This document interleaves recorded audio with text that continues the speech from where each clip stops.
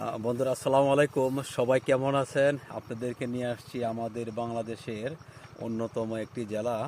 সেই জেলা হলো মানিকগঞ্জ। আমরা এখন দামরায় আছি। দামরার যে ঐতিহ্য, আমরা বাংলাদেশের মানুষ এক নামে চিনি সরিষা ক্ষেত। হ্যাঁ, আসলে এটা আল্লাহ তাআলার নিয়ামত। আল্লাহ সব জায়গায় সব কিছু দেয় না। আজ আমরা এই জমির যে মালিক বাবু ভাই, বাবুর সাথে কথা বলবো যে এই সরিষাটা আপনারা কতদিন রাখেন? সরিষাটা মোটামুটি বোনার পরে 3 মাসের ভিতরে আর কি ফল উঠে যায় আর কি। 3 মাসের ভিতরে উঠে উঠে উঠে যায়। যায় উঠে যায়। আচ্ছা, এই জায়গা তো মনে হয় বর্ষাকালে পানি আসে নাকি? হ্যাঁ, পানি আসে।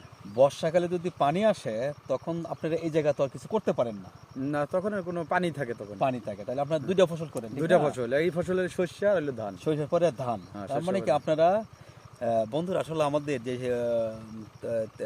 মানে ভোজ্য তেলের যে আমাদের চাহিদা, সেই চাহিদার কিন্তু মোটামুটি উম, মানিকগঞ্জ অনেকটি আল্লাহর রহমতে দিচ্ছে। আল্লাহর রহমত, আল্লাহর নিয়ামত। আচ্ছা বাবু ভাই, আপনি যে ক্ষেতগুলো করেছেন, আপনারা কি এটা করে লাভবান নাকি লস? না, লাভই হয়, মোটামুটি লাভ হয় আর কি। মোটামুটি। মোটামুটি লাভ। আমাদের আবার রাখা জমি, আচ্ছা আচ্ছা আচ্ছা একজনের কাছ থেকে আমরা রাখছি আর কি। আচ্ছা আচ্ছা আচ্ছা মানে পাখিতে 7,000 7,500 টাকা করে তাকে দিতে হয়। আচ্ছা, তারপরেও ফসল কষ্ট করে করলে কিছুটা আর কি লাভ হয়। এটা লাভ হয়। বন্ধুরা, সবচেয়ে একটি বিষয় হলো আমাদের দেশের এমপি মন্ত্রী নেতাদের খুব দাম আছে। এমপি মন্ত্রী যেগুলা খেয়ে নেতা হয়, যাদের টাকে নেতা হয়, যারা কষ্ট করে মাঠে, এই কৃষক ভাইদেরকে আমরা কোন সময় মূল্যায়ন করি নাই।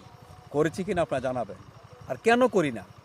তাদেরকে আমরা যদি কোনো সময় তারা যদি কোনো সময় একটা নেতার কাছে যায়, যদি কোনো সময় একটা বিচারের জন্য যায় বা একটা প্রয়োজনে যায়, মনে হয় যে কি আসছে, একটা কৃষক আসছে, ঠিক আছে কথা বলবো পরে।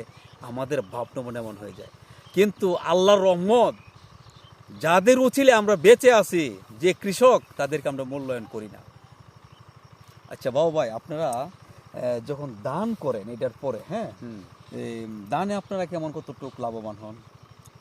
এই মোটামুটি ভালোই হয়। ধরেন পাখিতে ভালো হলে 20 মণ 25 মণ ফলনে আসে আর কি, মানে ধান প্রতি পাখিতে। আর যাদের আবার মানে একটু কম হয়, হয়তো 15 মণ হয় এই আর কি। বন্ধুরা, আমাদের এই কৃষক ভাইদের প্রতি সবাই সম্মান জানাবেন, এটা আপনাদের কাছে আমার আকুল আবেদন।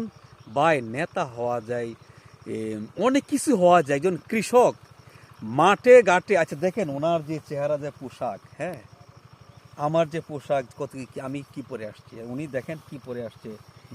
আমাদের জন্য আল্লাহর রহমত, এবং আমাদের জন্য এই কৃষক ভাইরা এত কষ্ট করে।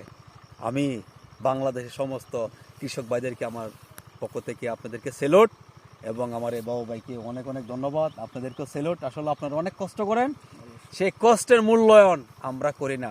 সরকার যারা আসবেন, যারা আছেন, আমরা কোনো সরকারই দেখলাম না যে কৃষকদের প্রতি একটা সহানুভূতি বা কি দেয়, একটু বীজ দেয়, হালকা পাতলা কিছু দেয়। এবং কারা পায়? যাদের জমি নাই, নেতা, তারা সার পায়, তারা বীজ পায়। কি আমি ভুল বললাম? না, রাইট, হ্যাঁ ঠিক। বন্ধুরা, আমাদের উচিত কৃষক ভাইদের প্রতি সম্মান দেখানো, আর কিচ্ছু নয়। সম্মান দেন, আল্লাহর রহমত, ওরা আরো আনন্দ পেয়ে অনেক কিছু করার চেষ্টা করবে। আল্লাহ হাফেজ, দেখা হবে ইনশাল্লাহ নতুন কোনো জায়গায়।